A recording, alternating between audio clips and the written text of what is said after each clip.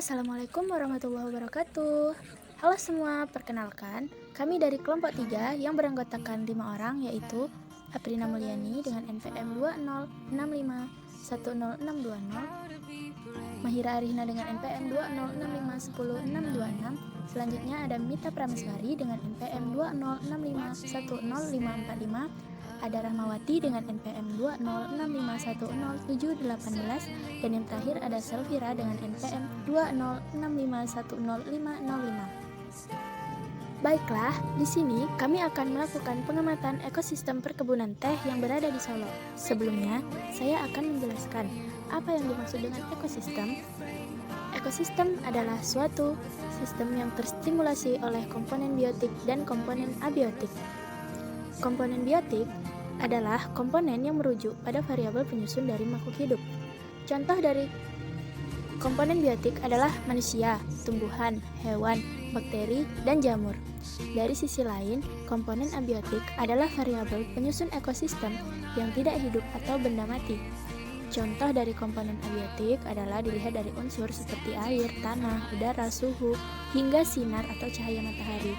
Akan tetapi, kedua komponen ini memiliki peranan yang cukup fundamental dalam membentuk ekosistem yang kokoh dan dapat berjalan dengan fungsional. Jadi, kesimpulannya, kedua komponen ini tidak dapat dipisahkan dalam satu ekosistem ekologi yang utuh. Ekosistem juga terbagi menjadi dua jenis, yaitu ekosistem alami dan ekosistem buatan. Ekosistem alami adalah ekosistem yang terbentuk secara natural atau alami dari proses alam.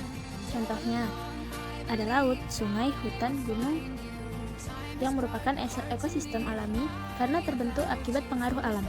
Sedangkan ekosistem buatan adalah sistem ekologi yang diciptakan oleh manusia bukan natural dari alam. Contoh representatifnya ada sawah, perkebunan teh, akuarium, waduk, dan kolam ikan. Jadi dapat kita simpulkan bahwa perkebunan teh termasuk ekosistem buatan karena adanya campur tangan manusia yang digunakan untuk memenuhi kebutuhannya sehingga keanekaragamannya rendah dan tidak hanya itu, ketika kita berada di perkebunan teh, kita akan dimanjakan oleh suasana yang disuguhkan dari. Selanjutnya ada hubungan antar makhluk hidup di kawasan perkebunan teh di Kota Pagar Alam. Tumbuh-tumbuhan tersebut umumnya bernaung di bawah pohon tanaman teh. Dalam hal ini, jenis tumbuhan tersebut seperti Bidens, Pilosa, Eupatorium, Riparium, Wadilioblifora, dan lain-lain. Namun, ada beberapa jenis permukaan batang, tanaman teh, atau batang tumbuhan lainnya. Tumbuhan tersebut berasal dari golongan paku dan lumut seperti Seliguea sp, Hypnum sp, Grimia avis, dan beberapa tumbuhan lainnya. Jenis-jenis hewan yang ditemukan di kawasan perkebunan teh di Kota Pagar Alam didominasi oleh hewan-hewan yang berasal dari filum Arthropoda, yaitu sebanyak 50 jenis, di mana 35 berasal dari kelas serangga, 6 jenis dari kelas Arachnida, 2 jenis dari Diplopoda, 2 jenis dari Chilopoda, 2 jenis Malacostraca, 1 jenis Reptilia, dan 2 jenis mamalia. Selain itu, ditemukan 2 jenis hewan yang berasal dari filum Mollusca dan 1 jenis dari filum Annelida. Jenis-jenis hewan yang diperoleh berasal dari kelas, yaitu kelas Insecta, Arachnida, Malacostraca, Chilopoda, Diplopoda, Gastropoda, Sceliata, Reptilia, dan Mamalia. Tumbuhan merupakan jenis makhluk hidup yang berperan sebagai produsen yang mampu tumbuh di tempat atau jalan bagi para pemetik daun teh.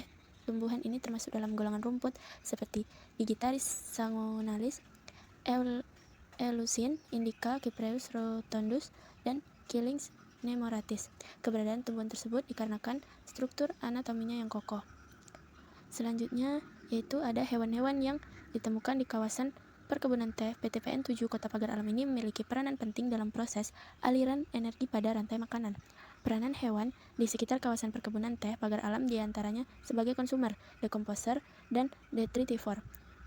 Pada umumnya, jenis hewan yang ditemukan di kawasan ini berasal dari golongan Avertebrata yang berasal dari kelas serangga yang terdiri dari beberapa bangsa. Di setiap bangsa memiliki peranannya masing-masing. Berdasarkan penjelasan mengenai peranan tumbuhan dan hewan yang ditemukan di kawasan perkebunan teh, dapat dibentuk suatu hubungan antara satu jenis organisme dengan jenis organisme lainnya dalam proses makanan dan dimakan, atau lebih dikenal dengan sebutan rantai makanan terbatas. kuliah lapangan praktek lapangan 2023 mahasiswa pendidikan biologi FKIP UIR. Salam konservasi. Salam lestari. Salam lestari. Salam konservasi.